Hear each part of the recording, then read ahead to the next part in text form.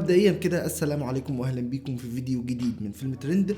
وفي الفيديو ده هنتكلم عن شوية حاجات وشوية افكار ملخبطة لي دماغي، وهتكلم عن سبب توقفي الفترة اللي فاتت دي وسبب توقفي الفترة اللي جاية. في كذا حاجة عايز اتكلم فيها مهمين جدا في الفيديو ده، بس طبعا بكل تأكيد انا مش مرتب اي حاجة لان الحياة بالنسبة لي اليومين دول ملخبطة بشكل غير طبيعي. فبعتذر لكم على اللخبطة اللي انا فيها، بعتذر لنفسي مبدئيا عن اللخبطة اللي انا فيها، علشان انا اصلا كنت هخش في اكتئاب تاني.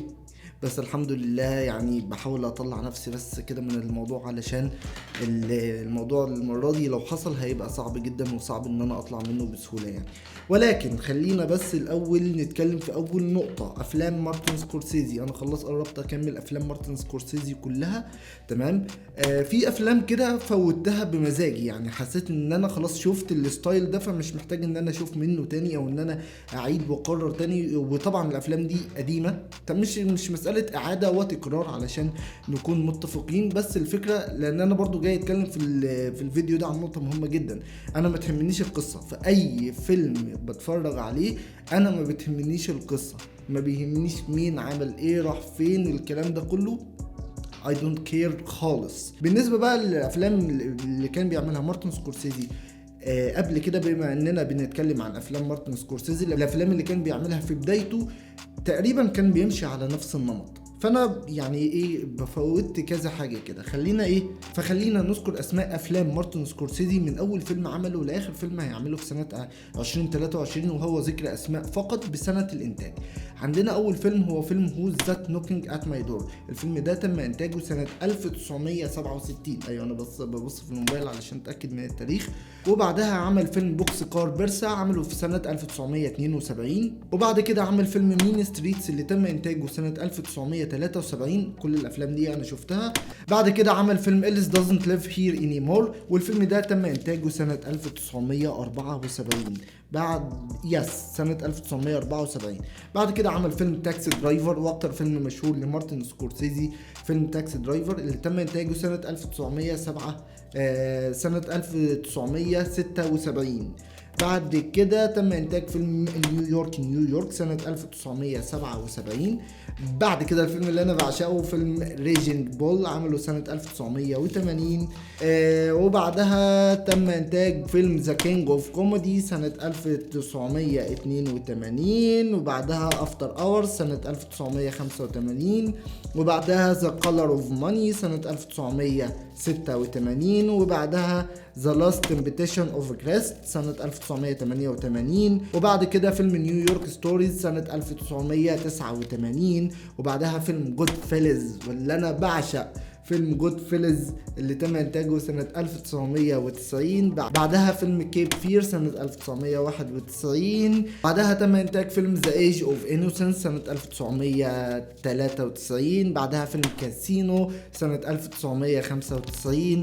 وبعدها فيلم قندن انا ما اتفرجتش عليه، من الافلام اللي انا هشوفها ان شاء الله. يعني انا تقريبا مش فاضل لي كتير علشان اكون خلصت افلام مارتن سكورسيزي كلها، فخلينا ندي نوت هنا لفيلم قندن سنة 1997 لسه ما شفتوش. Bringing Out of the Dead سنة 1999. بعدها فيلم Gangs of New York سنة 2002، والفيلم ده من اجمد الافلام اللي انا شفتها لمارتن سكورسيزي. طبعا هو في افلام اقوى من جانجز اوف نيويورك، بس لما يكون فيلم اتعمل سنة 2002 بالقوة دي فهو عظمة. في كمان فيلم ذا افييتور، انا هشوف الفيلم ده النهارده تقريبا، تم انتاجه سنه 2004. بعد كده فيلم ذا ديبارتد تم انتاجه سنه 2006. وبعدها اعظم فيلم عمله مارتن سكورسيزي وهو فيلم شاتر ايلاند اللي تم انتاجه سنه 2010. بعد كده ذا وولف اوف وول ستريت، اوه ماي جاد، الفيلم ده حاجة كده في قمة العظمة، تم انتاجه سنة 2013. وانا خايف ان الصوت ما يكونش لاقط كويس، بس اوكي. ذا وولف اوف وول ستريت هنشوف موضوع الصوت ده بعدين. اوكي، ذا وولف اوف وول ستريت تم انتاجه سنة 2013. وبعد كده في فيلم تم انتاجه قبله سنة 2011 وهو فيلم هوغو. وبعد كده فيلم سايلانس اللي تم انتاجه سنة 2016. وبعد كده فيلم ذا ايرش مان اللي تم انتاجه سنة 2019. وفي سنة 2023 سيتم انتاج كيلرز اوف ذا فلاور مون، واللي هيتم عرضه في شهر 10 القادم. انا في افلام هنا حطيتها انا اتفرجت عليها اوريدي. كده انا خلصت من كلامي عن افلام مارتن سكورسيزي، وانا وصلت لفين دلوقتي. طلعت بقى 3 افلام لازم يتشافوا.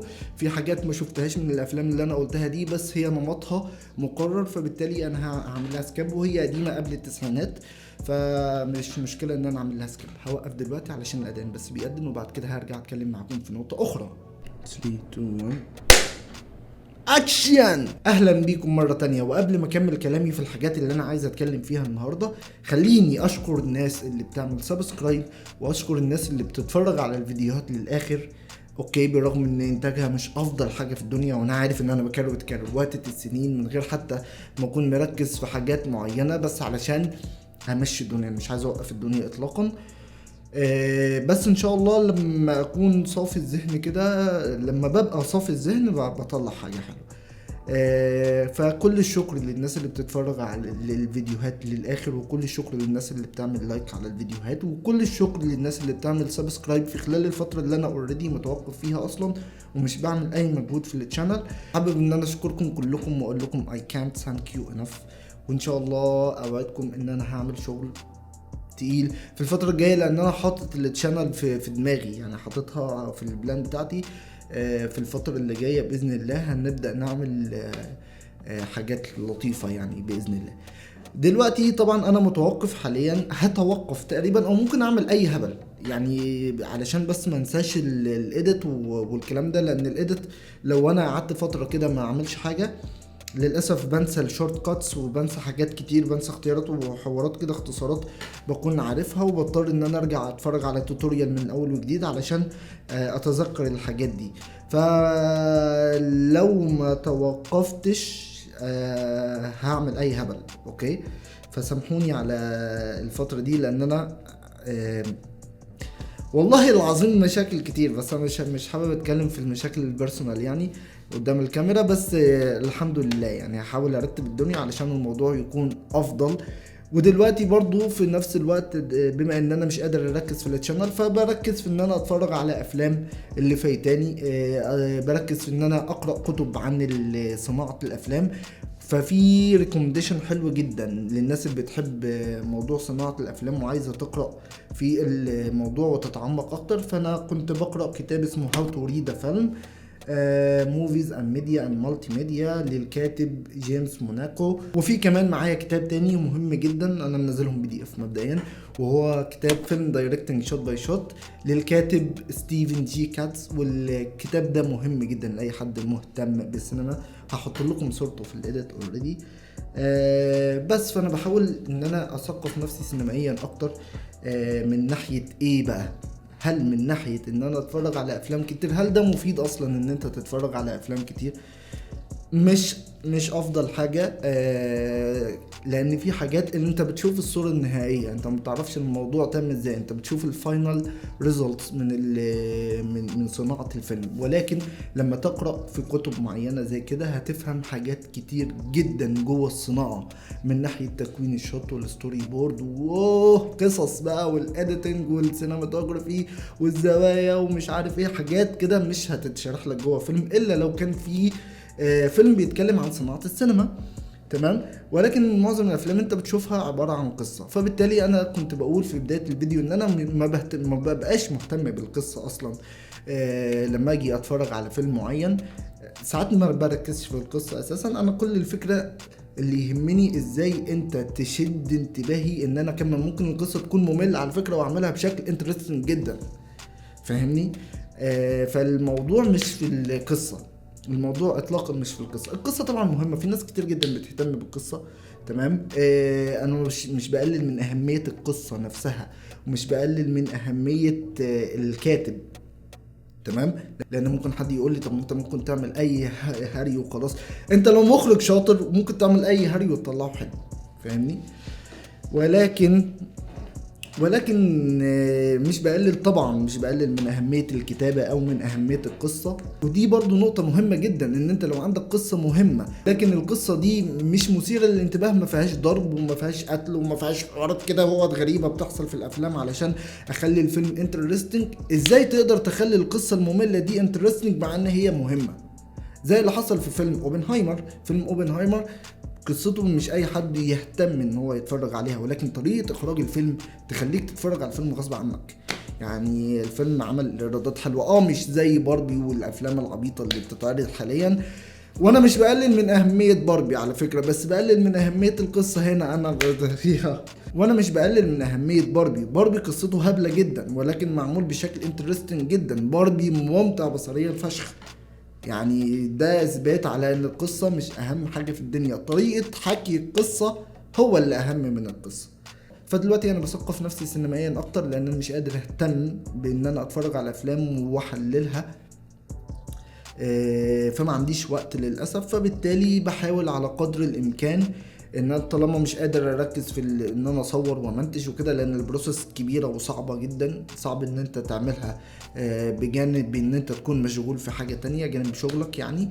فبالتالي بفكر حاليا دلوقتي، مش مسألة تفكير، بستغل وقتي في ان انا عندي شوية وقت فاضيين بمسك كتاب اقرأه، وعندي شوية وقت فاضيين اتفرج لي على فيلم من الافلام اللي كانت فايتاني قبل كده، او في حاجة مثلا عايز مهتم ان انا اتفرج عليها لان بحب الوثائقيات. بتفرج على وثائقيات حاليا على نتفليكس، في وثائقيات جامدة جدا. لو عايزين بعدين ان شاء الله في الفترة اللي جاية، في الخطة اللي جاية ان شاء الله هعمل لكم قوائم كده بالنسبة للوثائقيات وبالنسبة للافلام اللي انت لازم تتفرج عليها. وفي قوائم كتير جدا حاططها في دماغي ان شاء الله هبقى اشتغل عليها الفترة اللي جاية. وبس مش عايز اطول عليكم اكتر من كده. انا الفيديو ده تقريبا انا عامله لنفسي ومع احترامي لكل الناس اللي موجودة. فلو حد مهتم يعرف انا بعمل ايه في الفترة الحالية، انا موقف ليه، مش مهتم بالانتاج حاليا، او مش مهتم ان انا اطلع فيديو بقوة في الفترة دي لان عندي مشاكل اخرى، فهو ده السبب. ولكن ان شاء الله كل شيء سيكون جيدا وكل شيء سيكون بخير. وبس كده، وهنا بكون وصلت لنهاية فيديو النهاردة. فلو عجبكم الفيديو ده يا ريت تعملوا لايك وشير وسبسكرايب، واشوفكم في فيديو جديد.